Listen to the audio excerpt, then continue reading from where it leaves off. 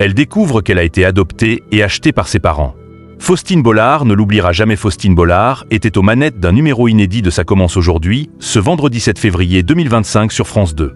Les invités du jour ont livré des témoignages à rebondissement. Ça commence aujourd'hui et proposé du lundi au vendredi à raison de 2 numéros quotidiens sur France 2.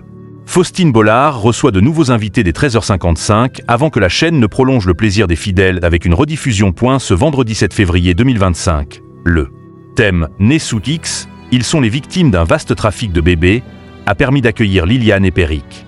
Galanterie oblige, Liliane fut la première à dérouler son récit à rebondissement. Un témoignage que n'oubliera pas Faustine Bollard le jour de son 13e anniversaire. Liliane a appris de son parrain qu'elle a été adoptée. « Je me suis juré toute ma vie après de ne pas en parler à mes parents adoptifs car c'était si dur pour eux. » Des parents adoptifs décédés en 2000 sans jamais révéler la vérité à leur fille. « C'est terrible de se construire là-dessus », a notamment commenté Faustine Bollard en découvrant que Liliane et ses parents adoptifs s'étaient eu plus loin dans son témoignage. La cousine de l'invité a fini par lui affirmer que son père adoptif était bel et bien son géniteur. Là, je tombe des nues. Bon sang, mais pourquoi a-t-il dit à tout le monde qu'il m'avait adopté ?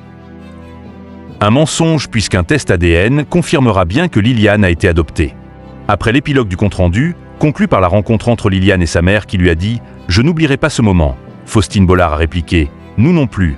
Ça commence aujourd'hui progresse en audience. Liliane et Péric ont intéressé en moyenne 1,20 million de Français, se traduisant par une audience à hauteur de 16,1%, à 7 points du leader Plus belle la vie, TF1, diffusé jusqu'à 14h30.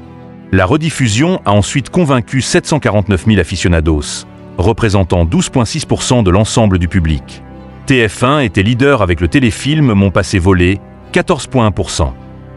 Faustine Bollard avait réuni 14 et 10,2% de l'ensemble du public vendredi dernier. Ce lundi 10 février 2025, le magazine a ouvert une nouvelle semaine avec des témoins malades victimes des effets secondaires de leur traitement.